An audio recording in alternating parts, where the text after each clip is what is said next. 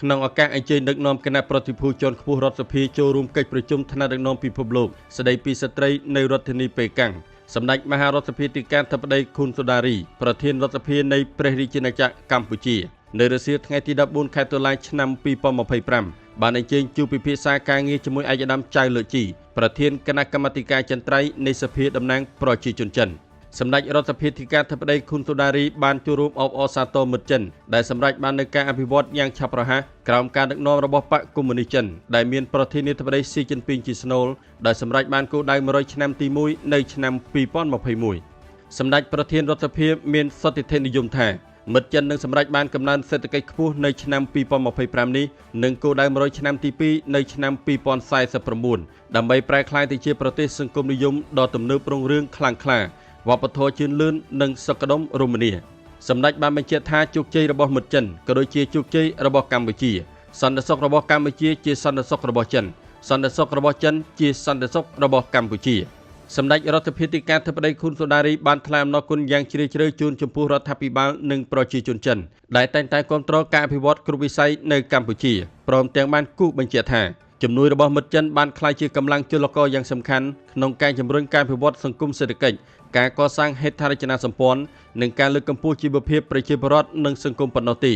ប៉ុន្តែថែមទាំងជួយកម្ពុជាឲ្យមានឯករាជ្យនយោបាយនិងស្មើមុខស្មើមាត់លើឆាកអន្តរជាតិ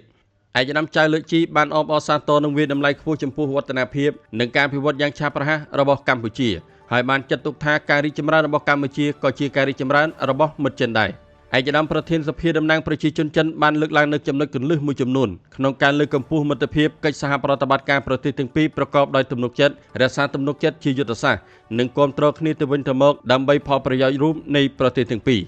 ឯកឧត្តមចៅលើកជីបានគូបញ្ជាក់ថាចិនបានគាំទ្រនិងជំរុញគម្រោងព្រៃជីកហ្វូណនរបស់កម្ពុជាគម្រោងផ្លូវដែកនិងផ្លូវល្បឿនលឿនព្រមទាំងការអភិវឌ្ឍវិស័យសូឡានៅកម្ពុជា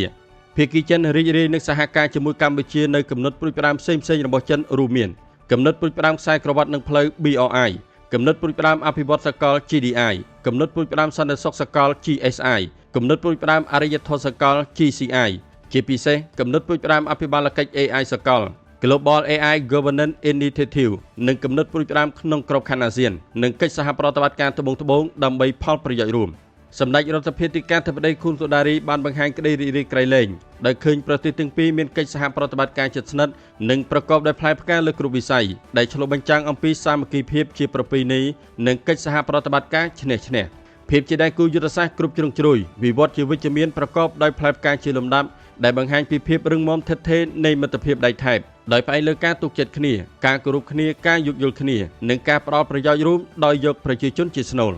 ឋានៈដឹកនាំរដ្ឋសភាប្រទេសទាំងពីរបានវាតម្លៃខ្ពស់ចំពោះចំណងមិត្តភាពដៃថែបកម្ពុជាចិនបើទោះបីជាពិភពលោកបាននឹងកំពុងស្ថិតក្នុងបម្រែបម្រួលដ៏ខ្លាំងជាពិសេសគឺប្រឈមនឹងស្ថានភាពដ៏ស្មុគស្មាញនៃសេដ្ឋកិច្ចសកលនិងបញ្ហាជាសកលយ៉ាងណាក៏ដោយក៏ទំនាក់ទំនងដៃថែបនៃប្រទេសទាំងពីរកាន់តែមានភាពស៊ីជម្រៅនិងរឹងមាំពីមួយជំនាន់ទៅមួយជំនាន់និងត្រូវបានបន្តពូនជ្រុំថ្នាក់ថ្នមដោយថ្នាក់ដឹកនាំជំនាន់ក្រោយរួមមានសម្ដេចតេជោហ៊ុនសែននិងសម្ដេចធិបតីហ៊ុនម៉ាណែតនិងលោកប្រធានាធិបតីស៊ីជីនពីង